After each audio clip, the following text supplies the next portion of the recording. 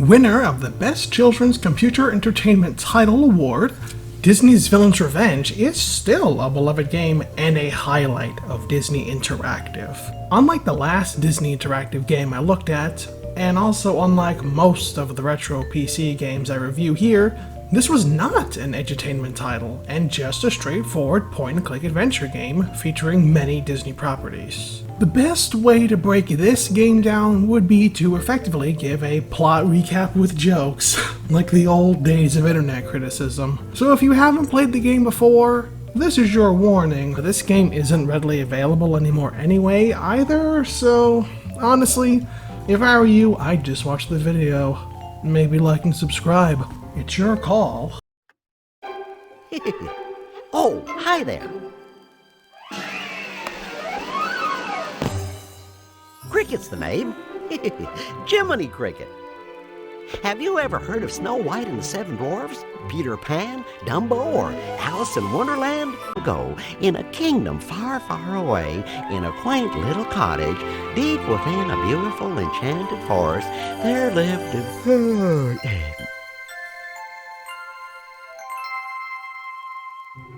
Oh, pardon me. It's just that I've been reading these stories for so many years that...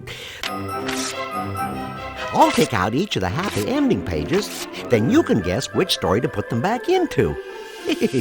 Sort of like a game. So Jiminy destroys a work of art for the sake of pointless fun and unleashes chaos onto the world. By removing the happy endings to 4 Disney classics, we now have to work together to defeat the evils of Captain Hook, the Queen of Hearts, the Evil Queen, and the Ringmaster from Dumbo. The Ringmaster from Dumbo? Alright, so there's genuinely discourse over this inclusion in the game, and I get why. People have argued if he's even a villain, which frankly, after rewatching Dumbo last year, I do think he fits the bill. I'm just not so sure he was the most evil character in the movie. Why the gossiping elephants weren't picked over him, we'll never know. His threat level seems a bit weird though when you look at the other picks. Come to think of it, I also think it's weird the Queen of Hearts is a villain who needs revenge, since, well, sorry for those late to the party, but Wonderland is just a dream Alice has, in both the original book and the Disney film. So in the context of her story, she doesn't actually exist. How can she get revenge? This isn't the only Disney game to retcon Wonderland as being real, though, so maybe that's the case. That's a Disney game that is still readily available for purchase.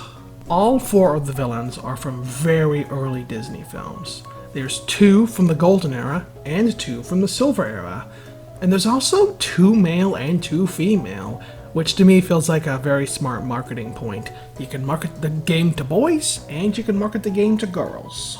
Now, as for using classics instead of, say, current films, for the time, I think that was the right call too. This game was released in 1999, which was the tail end of the Disney Renaissance. So while it probably would have driven sales up to have those really recent villains, it also does feel better to have it be just the classic ones. I'd love to fight Gaston or Jafar in this game, but they didn't have the history or the gravitas, even with the amazing critical reception that they got at the time. Now, since they did just stick to the older Disney films, I don't blame them for skipping over the Dark Age or the packaged era, because at best, those films are cult classics. Pretty hard to push a game where you fight Ratigan or Madame Medusa, A couple people certainly would have jumped on board, but probably not enough to justify the whole game. So why did these 4 win out? Well, here's the leftover villains of the Gold and Silver films. I've seen people online say that since Jiminy and the Blue Fairy are in this game, it feels weird to not have a Pinocchio villain. I'm actually of the opposite opinion because this is a game about Disney villains seeking revenge. And once again, late to the party warning, Pinocchio's villains didn't pay for their crimes. They don't need to get revenge. Now also, characters like Maleficent and Madame Mim, they're sorcerers. And so is the Evil Queen. So, if you only have to pick one of that type, the evil queen is the one who deserves to win. She's the first Disney villain. I guess with the leftovers, it's more of a pick and choose situation, you know? I kind of do feel like Cruella de Vil could have been used instead of the Ringmaster, or maybe Chernabog instead of the Queen of Hearts. That's just me, but what do you guys think? Hello there! Oh, hello. I'm out, and you're out too. No, I'm not. My name is In. How could you forget that? I live right next door to you. Don't start. Alright, so to be allowed into the book, we have to solve this hidden object puzzle of heroes who are carved into a door. Our guest must do what's right and help the storybook heroes. You have to try to find the Cheshire Cat. What the f***? Let's find TikTok from the story of Peter Pan. He's not harmless. He's killed 27 children, but, you know, we got him to, I think he's agreed to do this. Hey, what's up, Doc? Try to remember who we work for. Our guest has just proven that they know what all of the storybook heroes look like, and they're ready to enter. Now see, this is why I like to play these games on the original disc. Really adds to the experience, you know? What would the video be without this? Whoa! These things sure look familiar. Hey, they're all from the different stories. Pick one. Alright, let's go with Captain Hook first. The only thing scarier than that big skull is the big guy he used to belong to.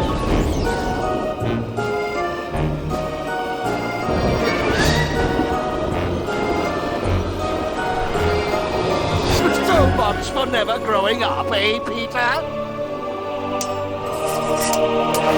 Peter, you bore me. What say you to this? We just call this a win for me, and you can settle in early this evening and retire. Forever!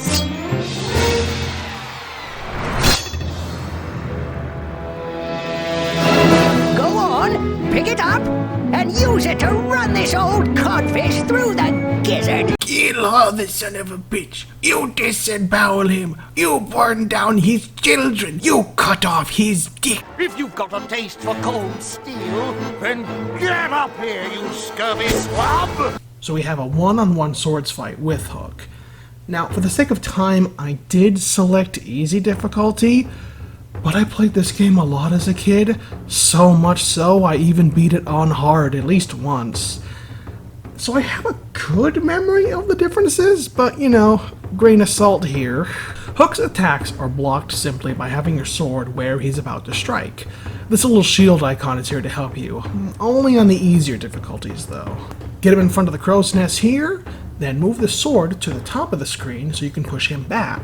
After he falls down, Hook will be joined by other pirates, who serve as a challenge to beat before you can fight him again. You know, typical video game boss fight strategy. Now you gotta deal with my henchmen before you fight me again. The pirates will crawl up these ropes here, you block the first one, and then you murder the other. And the shields are gone on hard, so you really have to pay attention. Split second here, who moves first. But if you're fast enough, you can also kill both of them. It's not easy. Even on easy here, I only was able to do it once, because if you try to do it on the guy who's going to go first, it's just not going to register that well. And then we get to a really interesting mechanic. When I first opened this game, it opened this screen here, where I had to test the audio.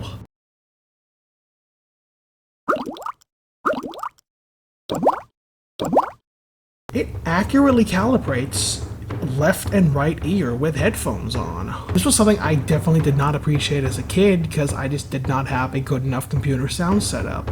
But it's full surround. You can hear from the left or from the right, and there's still some stuff in the center there for when a pirate swings into the middle. If you're playing without the shields that pop up on easy, so you don't get the visual indicator of which side the pirates are going to swing in from, you've gotta listen where they're screaming from, because that's the only way to block. It's something I appreciate way more as an adult who has done a lot of audio editing and now has an audio setup that requires decent headphones. Alright, Hook, let's finish this. Uh-oh. Yeah. So like I said, I used an actual CD-ROM. I went on eBay and I bought a factory-sealed big box copy. Never opened before, this nice, beautiful big box, everything pristine and perfect. And this still happened. Old computer games are really hard to work on newer computers, especially when it's not a full-on gaming computer, but even then. Computer games require so many different technical things that I just straight up don't understand. But basically, there's nothing actually wrong with the game, but some files just cannot be read by my computer because my computer is too new to figure out how to read something so old. And yeah, I really like using the actual CD-ROMs with these reviews because there's a charm when things go wrong, but only to a degree. And when it's something like it can harm the computer, or when I can't even actually beat the game, that's one of those things. I did test the disc for the other villains, and they did work.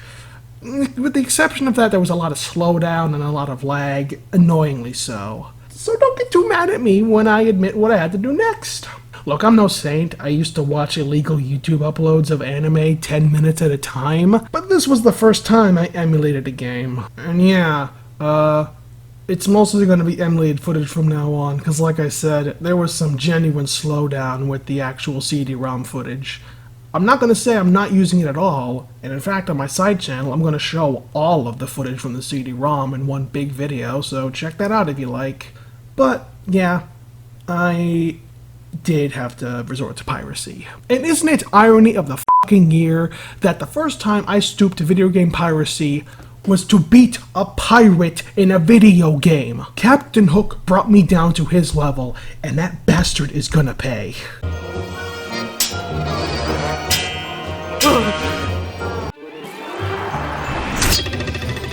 You must never strike an unarmed man. He has the power to crash this game, Blue Fairy. He's too dangerous to leave alive.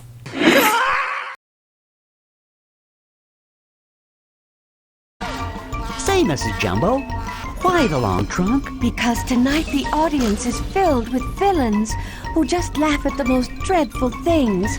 And worst of all, Dumbo can't fly anymore, but the clowns keep forcing him to do his high dive act, just so they can keep the audience entertained. The Dumbo level is, simply put, the easiest one to do.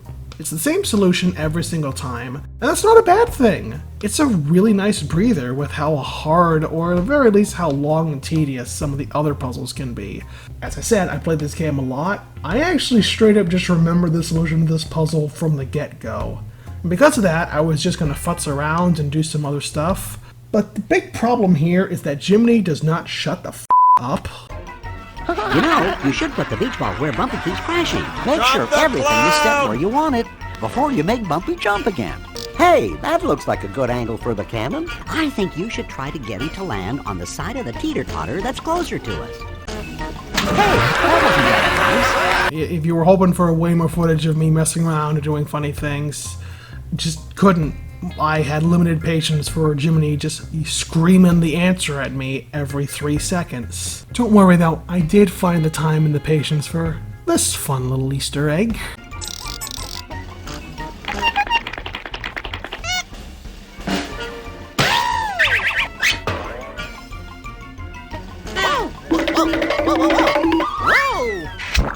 Uh-oh. Boy, that clown is a glutton for punishment. Okay, now to the solution. Move the tarp over the water, the ball to the center. Hey, that looks like a good angle for the cannon. You put the line on the seesaw, and the water pressure on the valve needs to go all the way up. Whoa! Whoa! Whoa! Whoa! Whoa! Whoa! Uh-oh. The water actually made that clown fly up in the air. You did it! You saved Dumbo! And not a minute too soon for Bumpy. Whoa! Whoa! Whoa! Whoa! Whoa! Uh-oh.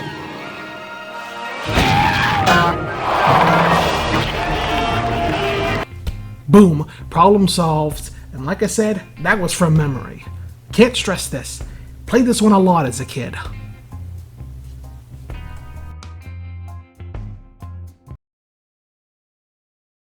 Let's go to Wonderland next and see how Alice is doing. By order of the Queen, we have orders to be prepared to remove Alice's head! Boy, those darn villains always seem to know when to chime in, don't they? Oh dear, no. If I go home without my head, my mother will be so very unhappy with me.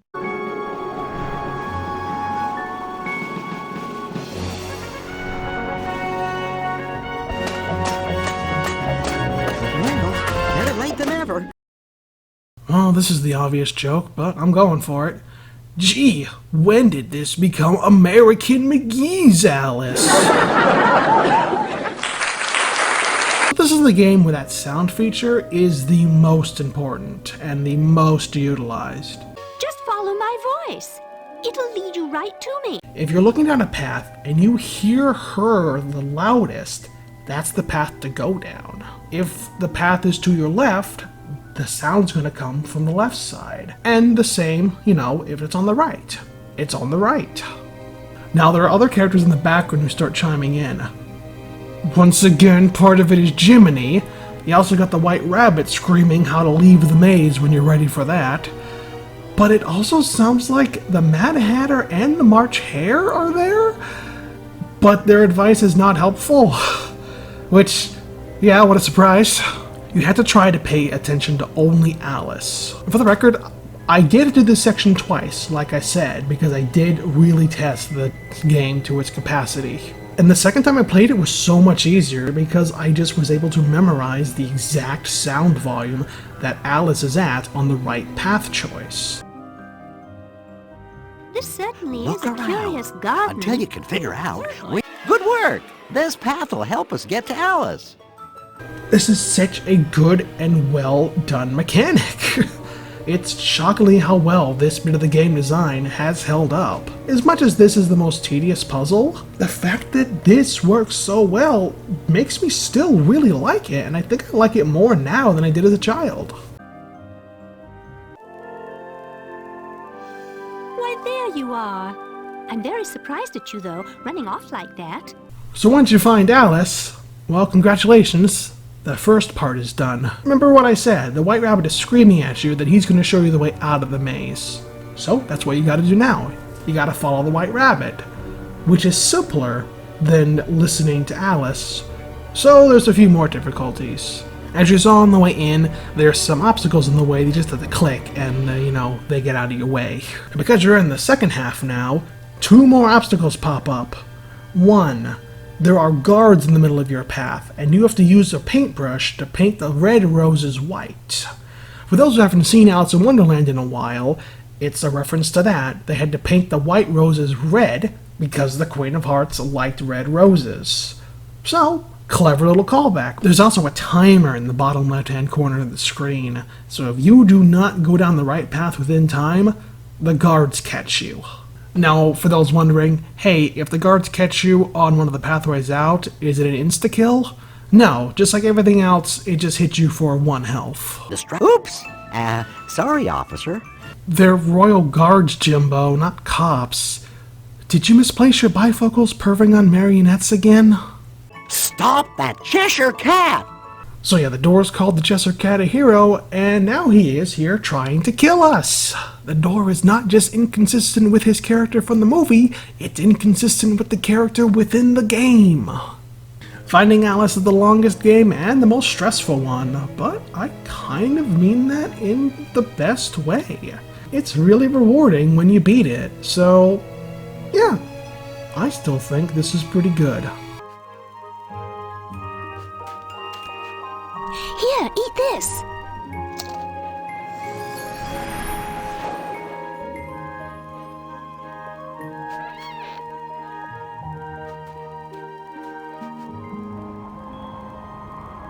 It was very nice of you to save me, and my story. Please do drop by again.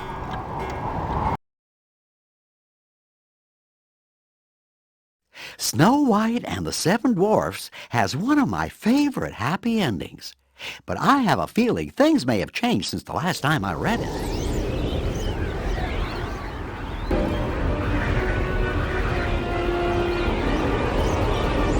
Whoa!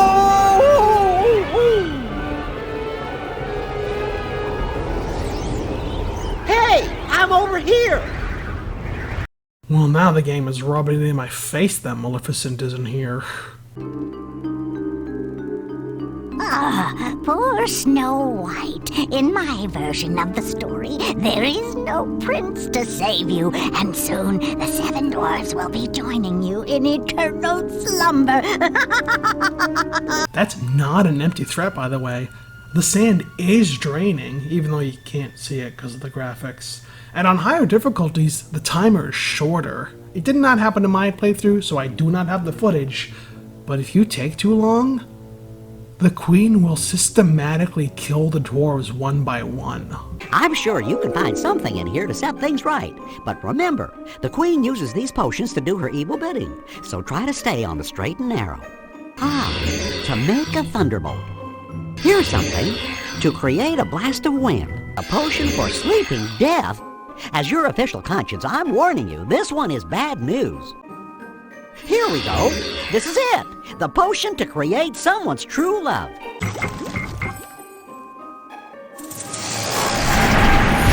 May I? I think we got the wrong guy, but it's worth a try. Well, thanks anyway, bub. See you in November. So what went wrong is that I used the wrong apple. The green ones aren't poisoned, so you have to make them poisoned. In fact, you also have to make the wind and the thunder, as the bottles are empty. So you have to make all 4 at the end of the day, is what I'm saying. Like with Dumbo, these do not change. But of course it's notably harder, because you cannot bring the book over with you. They are completely 2 separate screens. For this playthrough, I just took pictures on my phone. And in fact, I just kept those pictures on there, so the second time I played, I didn't even look at the damn book. A lot better than when I was a kid, where I had to actually draw the solutions out on paper. Which is how I found out they were always the same after I started recognizing that, because I think I threw the paper away the first few times. So almost every single bottle ends up being used. The only exceptions are this one bottle of gems that I didn't even click on, because you don't have to. The bottle of Sleeping Death, which Jiminy just refuses to let you use. I wouldn't touch that if I were you. And then, of course, the thing right next to it. Aging potion. That's what the evil queen drinks to turn herself into that old hag. Oh, alright, here we go then. Problem solved.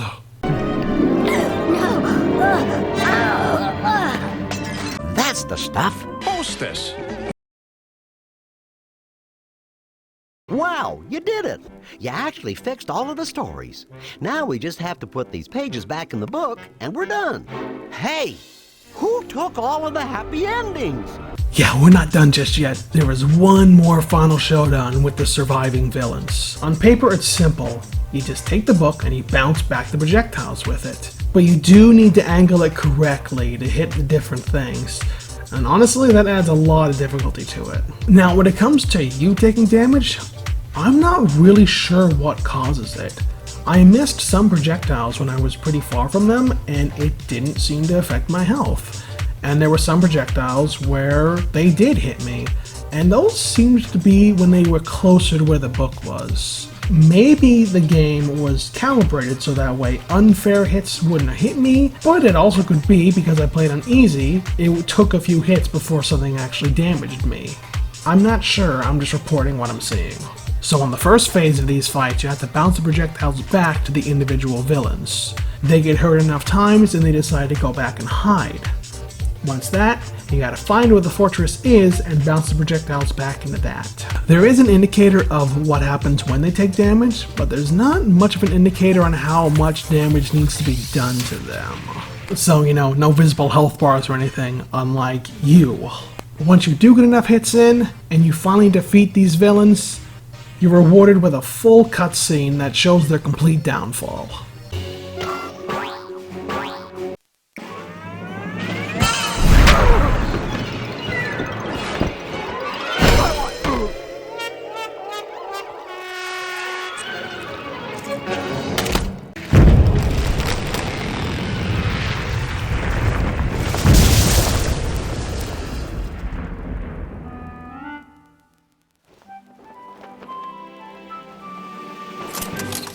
So I grant you a surprise for the toys that you own.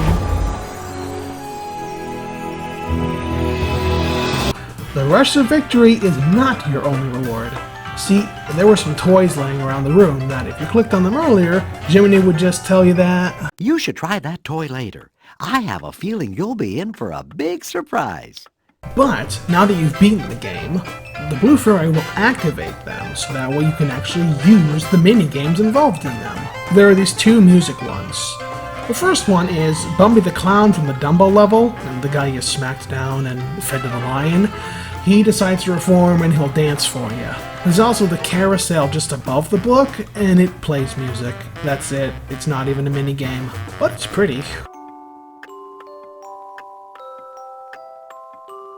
I would say that the maze game here is kind of cool, but I don't really like mazes all that much. Look, if you were the kid who loved filling out the back of the cereal box maze, or if the mazes were your favorite part of Highlights magazine, this is your favorite part, man, and you know what? You're welcome to it. It's really well made. It's just not my thing. I mean, I struggled with it so much the game told me the solution about 4 times. This game is a lot of fun. It's called Pirate Block. I also could not figure out this one. It's Connect 6, and you know, that bit I do get. 6 in a row, up, down, or diagonal, that's easy. It's the capture mechanic that I could not work out. So again, you win by 6 in a row, but you can also block an opponent on both sides, and allegedly, you steal their pieces. But when I tried to do it, nothing happened. But when Captain Hook tried to do it, he just eviscerated me several times.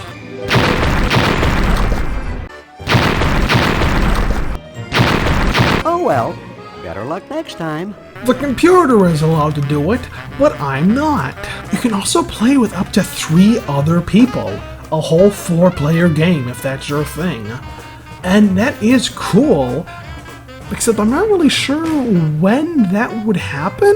The rest of the game is single player, and not only that, you need to beat the game to unlock this as an option.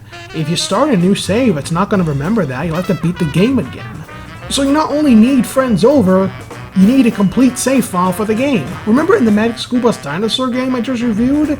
And I gave some props for having 2 players in the board game section. You could go to that board game whenever you wanted, so it still wins over that. Especially considering at least I figured out how to play the board game. And yeah, sure, you could just pretend to be the second player, but I didn't have time for that.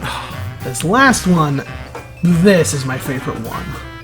You take the 7 dwarves and go through their diamond mine. Each dwarf has a different ability unique to them.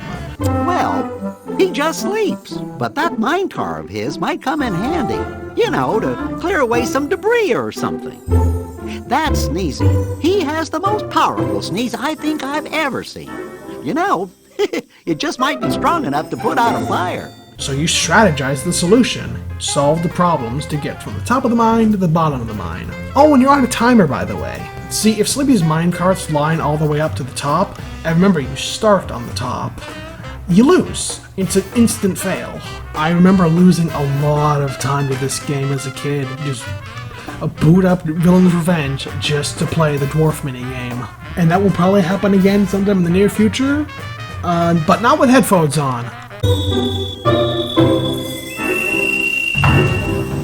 This whistling sound was horrible with headphones on. I genuinely could not stand it. I made it about 3 levels in and said, nah, this is good. I don't want to have to go to the ear doctor. Like I said, I'll play it again sometime, but only when it's safe from ear holes. I've said before that when I think of Disney, one of the things that comes to mind is video games. And it's because of games like Villain's Revenge that I have the association. It's just a point-and-click adventure game that's heavily licensed, but it's a lot of fun and comes with a lot of different and interesting mechanics. It's hard to really rank all the retro PC games I play on here since most of them are educational, so they need to be looked at in a different light. But as a game that's just completely fun to play, you better believe I would highly recommend Villain's Revenge. if they ever re-release it. And I look at it as a game, I do not understand why they have not re-released it. I get the old educational games. It was a different market at the time that isn't really around anymore. But point and clicks have kind of made a comeback, so I think this one could be resold again. I went out and bought a physical version, and if they re-released it, I'll buy it again on every platform. Until then, I'm just gonna be happy that I have a pristine jewel case and a nice big box to keep in my collection. Even if the game doesn't technically work.